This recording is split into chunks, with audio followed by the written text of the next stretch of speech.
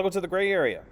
Kevin Gray of 105.3 The Fan. You can follow me on Twitter, Facebook, and Instagram at Kevin Gray Sports, and subscribe to my YouTube channel also at Kevin Gray Sports. Reporting from the American Airlines Center, where the Dallas Mavericks lose their second consecutive game to the Denver Nuggets, 117 to 113. Michael Porter Jr. paces the Denver Nuggets with 30 points on 6 3-pointers. Nikola Jokic has 20 points and 10 rebounds, going 8 of 12 from the field. Luka Doncic did have 35 points, 16 assists, and 11 rebounds, but the Denver Nuggets walk into the American Airlines Center and return the favor from earlier this season when the Dallas Mavericks went up into Denver and got the win in overtime.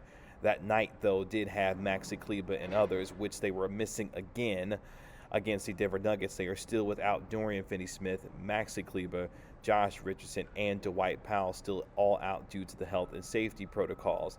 The Dallas Mavericks got off to a poor start in the first half, giving up 70 points to the Denver Nuggets, where you saw guys like P.J. Dozier, Gary Harris, and others get into the act, especially from the three-point line, where the Denver Nuggets went 15 of 35, shooting nearly 43% from three. They shot over 50% overall from the field, and that, again, was paced by Michael Porter Jr., who was able to really stick it to the Mavs, especially in the second half, and hit the dagger three to eventually seal things for the Denver Nuggets. The Mavericks did try to make a push in the third quarter, where they outscored the Denver Nuggets 36 to 22, buoyed by Tim Hardaway's 16 points in that third quarter alone, where he only had 2 points in the first half. Jamal Murray was ejected from this basketball game for a flagrant 2 after a shot to the groin of one Tim Hardaway Jr., which the league may be looking at with respect to maybe even further discipline for the way that Jamal Murray acted in that particular third quarter. It seemed to give the Mavericks a spark in the rest of that third quarter, especially Tim Hardaway Jr.,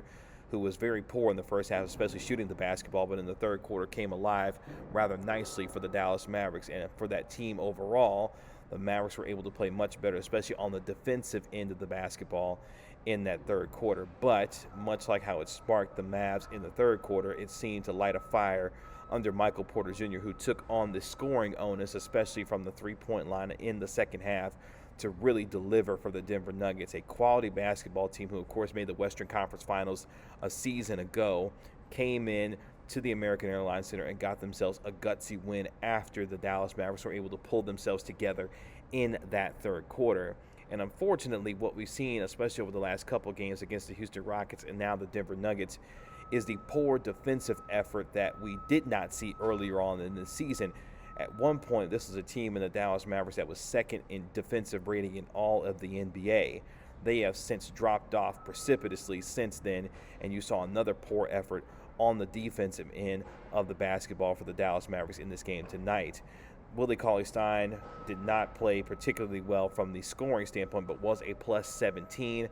Jalen Brunson, despite going 4 of 4 from the field and 2 of 2 from the three-point line, was a negative 16 in the plus-minus category. Had a lot of trouble guarding guys like Jamal Murray and others, who especially in the first half played particularly well. This is a very deep Nuggets basketball team, a team that, as we mentioned, has gone to the Western Conference Finals. And at the same time, when you have a game like this, when you're playing against a quality opponent, you cannot afford lapses on the defensive end the way that the Mavericks did multiple times in this basketball game, especially in the first half. You cannot fall behind against teams like the Denver Nuggets and try to pull yourself together enough to win games, because you're going to expend a lot of energy and a lot of effort to try and get back into basketball games against quality teams like this.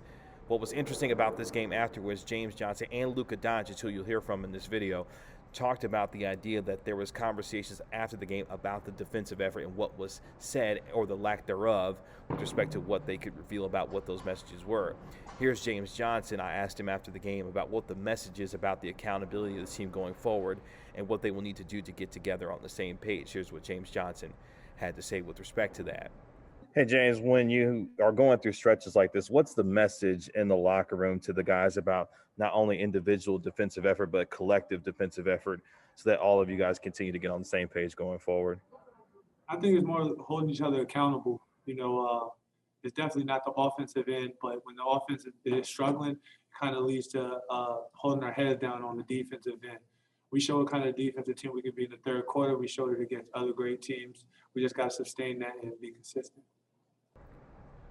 So James Johnson, knowing and understanding that this team collectively has to get better and on the same page with respect to its defense, a poor defensive effort all night long, especially in the first half, giving up those 70 points. Kristaps Porzingis in the fourth quarter did not play particularly well at all, although he did finish with 16 points. He was a negative 14 in the plus-minus category there.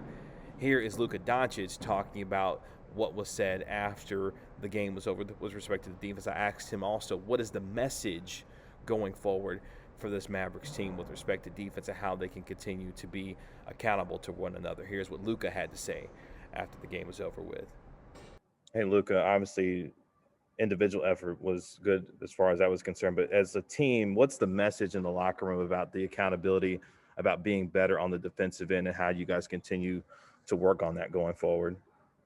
Yeah, we had a talk. I mean, let's say talk.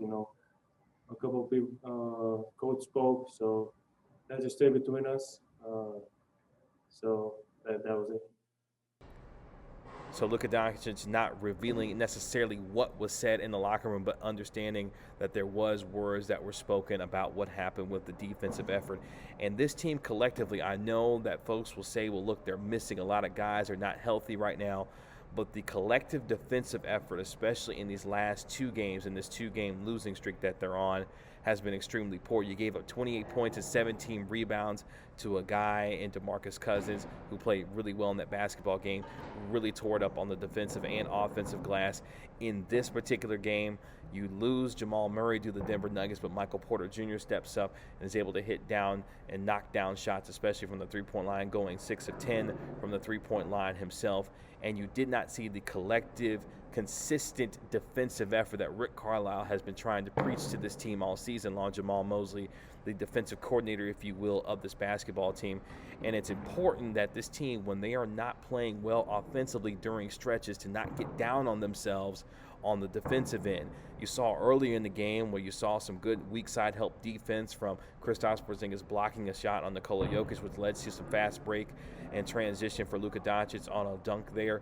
But at the same time, you have to see the collective defensive effort be consistent throughout ball games, especially against really good offensive teams like how the Denver Nuggets are. It's one thing to get outscored by them when you're playing well, but it's another thing to not be playing well and then give up easy buckets in transition, to give up wide open three-pointers and not stick and be in front of your man like how Jalen Brunson struggled tonight on the defensive end, and at times Tim Hardaway taking poor shots, especially in the first half, is struggling on the defensive end himself.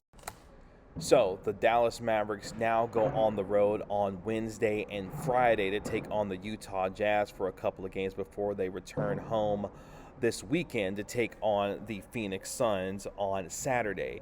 This is a team in the Dallas Mavericks that's going to have to find a measure of resolve to get better and more consistent on the defensive end, to find themselves playing more competent defense, especially against teams like Utah, who are playing very good basketball right now, like the Phoenix Suns, who has guys like Devin Booker and Chris Paul and others that can really score on the offensive end. The collective intensity, the consistent intensity defensively has been lacking, especially in these last couple of games for the Dallas Mavericks. And until they find themselves getting themselves in a position to be better defensively night in and night out, as this has been a talking point all season long for the Dallas Mavericks, they're going to continue to struggle, especially in the tough Western Conference, on a night where you saw a guy like LeBron James go off for 46 points on 7 of 11 from the three-point line. It's important for the Dallas Mavericks to get themselves back together and be the kind of consistent defensive team that will at least be competent defensively. Otherwise, it's going to be long stretches of games that when their offense isn't working, they are going to have to win junk basketball games and find themselves being better on the defensive end. This was not the kind of defensive effort, especially in the first half, giving up the 70 points that they did to the Denver Nuggets. That gives you a lot of confidence that they're going to figure this out anytime soon, until their players like Maxi Kleber, Dorian Finney-Smith, and others come back with respect to this basketball team. So we will see if this team can find themselves getting back together more consistently on the defensive end, and they will need to do so against a very talented Utah Jazz basketball team that features guys like Mike Conley, Donovan Mitchell, Rudy Gobert, and others on that team. The Dallas Mavericks fall 117 to 113 to the Denver Nuggets. The Dallas Mavericks on a 2-game losing streak will be on the road to take on the Utah Jazz on Wednesday and Friday before coming back home to take on the Phoenix Suns.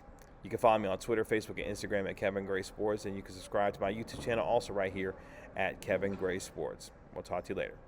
Peace.